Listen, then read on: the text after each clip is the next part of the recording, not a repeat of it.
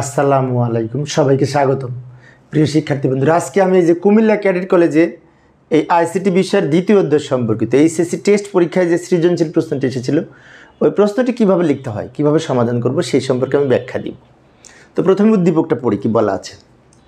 এখানে বলেছে যে এই যে ডেটা কমিউনিকেশন বিষয়ক সেমিনারে আলোচনা থেকে যে সাবকাত জানতে পেরেছেন যে ডেটা কমিউনিকেশনের একটি পদ্ধতিতে ক্যারেক্টার বাই ক্যারেক্টার ডেটা প্রেরণ করা হয়। এটা একটা পদ্ধতি, ক্যারেক্টার বাই ক্যারেক্টার। কোন পদ্ধতি এটা? ক্যারেক্টার বাই ক্যারেক্টার কিন্তু অ্যাসিনক্রোনাস। ক্যারেক্টার বাই ক্যারেক্টারটা কিন্তু অ্যাসিনক্রোনাস ডেটা ট্রান্সমিশন পদ্ধতি, এইটা অ্যাসিনক্রোনাস। আবার তিনি আরও জানতে পেরেছেন যে ডেটা ব্লক আকারে স্থানান্তর হয়, এটা আবার সিনক্রোনাস। এটা কিন্তু দুইটা বিষয় সম্পর্কে বলা আছে। ডেটা ট্রান্সমিশন মেথড তো সিরিয়াল ডেটা ট্রান্সমিশন মেথড তো তিন প্রকার: অ্যাসিনক্রোনাস, সিনক্রোনাস, আইসোক্রোনাস। অ্যাসিনক্রোনাসে character by character data transmit হয়, একটা করে অক্ষর যায়, 8 বিটের সাথে আরও দুই 3 বিট যোগ করে 11 বিট যায়, তাই না? আচ্ছা, বাট সিনক্রোনাসে কিন্তু ব্লক আকারে ডেটা ট্রান্সফার হয়। তার মানে কি এটা সিনক্রোনাস, এটা অ্যাসিনক্রোনাস, এই সম্পর্কে বলা আছে। আচ্ছা, এবার পরেরটা আবার বলছে নিজ বাড়িতে তারবিহীন ইন্টারনেট সংযোগ স্থাপন করেছেন, এর ফলে তিনি ইন্টারনেটের গতি পাচ্ছেন আর কি। তো নিজ বাড়িতে তারবিহীন ইন্টারনেট সংযোগ ব্যবস্থা করেছে, তাই না? এটা কোন পদ্ধতি? এটা হচ্ছে এই ওয়াইফাই এবং ল্যান পদ্ধতি। ওয়াইফাই হচ্ছে আমরা তারবিহীন মাধ্যমে যখন কোনো নেটওয়ার্ক তৈরি করি, সেটা হচ্ছে ওয়াইফাই। এবং ওয়াইফাই সাধারণত ল্যান প্রযুক্তি ব্যবহার করা হয়, লোকাল এরিয়া নেটওয়ার্ক ব্যবহার করা হয়, তাই না? সেই জন্য আমাদের এই সম্পর্কে উদ্দীপকে বলা আছে, এইটা বলা আছে। তাহলে অ্যাসিনক্রোনাস সম্পর্কে বলা আছে, সিনক্রোনাস সম্পর্কে বলা আছে, এবং ওয়াইফাই সম্পর্কে এবং লোকাল এরিয়া নেটওয়ার্ক সম্পর্কে তথ্য দেওয়া আছে। এইবার আমরা ওটার আলোকে গ ঘ পড়ব। আচ্ছা, তার আগে ক এবং খ আমি একটু বুঝিয়ে দিচ্ছি যাতে তোমরা পারো। আইপি অ্যাড্রেস কি? আইপি এর পূর্ণরূপ internet protocol, internet protocol address. IP অ্যাড্রেসের পূর্ণরূপ হচ্ছে ইন্টারনেট প্রোটোকল অ্যাড্রেস। অর্থাৎ প্রত্যেকটা ওয়েবসাইটের একটি করে ঠিকানা থাকে, যে ঠিকানাকে আইপি অ্যাড্রেস বলা হয়। আমি আবারও বলছি, প্রত্যেকটা ওয়েবসাইটের একটি করে ঠিকানা থাকে, যে ঠিকানাকে আইপি অ্যাড্রেস বলা হয়। এবং আইপি অ্যাড্রেস লেখা হয় সংখ্যা ব্যবহার করে, সংখ্যা। আর ডোমেন নেম লেখা হয় অক্ষর ব্যবহার করে, এটা তোমরা জানি। খ, আলোক সিগন্যালের ডেটা স্থানান্তরের মাধ্যমটি ব্যাখ্যা করো। মাধ্যম মানে কি? তার মাধ্যম অথবা তারবিহীন মাধ্যম, তাই না? কিন্তু আলোক সিগন্যালের মাধ্যমে ডেটা স্থানান্তর হয় তার মাধ্যম, অর্থাৎ এটি fibre optic cable, optical fibre. Optical fibre এর সম্পর্কে আমাদের এখানে ব্যাখ্যা করতে হবে। প্রথমে লিখব অপটিক্যাল ফাইবার কি।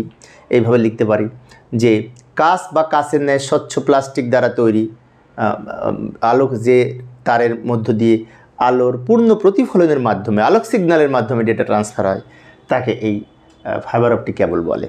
ফাইবার অপটিক কেবল ইউ শেপটে বাঁকানো যায় না, এর স্পিড বেশি। তো ফাইবার অপটিক কেবল সম্পর্কে আমরা ব্যাখ্যা দিব। তোমরা তো ফাইবার অপটিক কেবল বই থেকেও পাবে পড়লে। আচ্ছা, এটা এখন হয়তো পারবে লিখতে। এবার গ নম্বরে আসি, উদ্দীপকে ইন্টারনেট সংযোগ ব্যবস্থায় ব্যবহৃত প্রযুক্তিটি ব্যাখ্যা করো। ইন্টারনেট সংযোগ ব্যবস্থায় মানে কি, যে এইখানে, তো এইখানে কোন প্রযুক্তি ব্যবহার করা হয়েছে? ওয়াইফাই এবং লোকাল এরিয়া নেটওয়ার্ক ল্যান ব্যবহার করে ওয়াইফাই এর মাধ্যমে সে ইন্টারনেট সংযোগ দিয়েছে। কারণ ওয়াইফাই সম্পর্কে ব্যাখ্যা দিতে হবে। কিভাবে দিব? এইভাবে লেখাটা শুরু করব। উদ্দীপকে বর্ণিত নিজ বাড়িতে, কার বাড়িতে? নিজ, এই যে ওই যে ছেলেটা ছিল, এর নিজ বাড়িতে তারবিহীন সংযোগ স্থাপন করা হয়েছে, অর্থাৎ এটি একটি ওয়াইফাই প্রযুক্তি।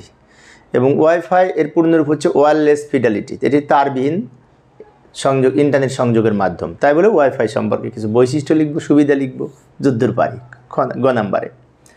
এবার ঘতে আসি, উদ্দীপকের ট্রান্সমিশন পদ্ধতি দুটির মধ্যে কোনটি দক্ষতা বেশি? এইখানে একটা কথা আছে যে character by character data transmission হয়, এটার হচ্ছে অ্যাসিনক্রোনাস। এটার আমরা দক্ষতা পরিমাপ করব। এটা যখন দক্ষতা পরিমাপ করব, তখন নিয়মটি হচ্ছে উপরে প্রকৃত ডেটা, নিচে নিজ ডেটা, মোট ডেটা, প্রকৃত ডেটা বাই মোট ডেটা গুণ 100। তো এই অ্যাসিনক্রোনাস সিস্টেমের প্রকৃত ডেটা হচ্ছে, আমি মনে করি যে একটা অক্ষর যদি পাঠাই তাহলে 8 বিট, আর নিচে হবে 11 বিট, 8/11 গুণ 100, তাহলে এটা হবে 72.73% এইটা। আর নিচেটা যখন করব তখন আমরা ডেটা ব্লক আকারে, মানে কি সিনক্রোনাস। তো সিনক্রোনাসের নিয়ম হচ্ছে 80/84 গুণ 100, এখানে মনে হয় 95.24 না 25% হবে। যাই হোক, এটা আমরা অ্যাসিনক্রোনাস এবং সিনক্রোনাস সম্পর্কে ব্যাখ্যা দিব এবং এর বিশেষ করে কাকে বলে লিখব, পাশাপাশি এর দক্ষতা পরিমাপ করে দেখাবো। তো এইভাবে আমরা উত্তর দিতে পারি। আমি একটু বুঝিয়ে দিয়েছি কীভাবে লিখতে হবে, এখন হয়তো তোমরা বই দেখলেই পারবে। তো প্রিয় শিক্ষার্থী বন্ধুরা, এই ছিল আজকের আলোচনা। পরের ক্লাসটি দেখার আমন্ত্রণ রইল। খোদা হাফেজ।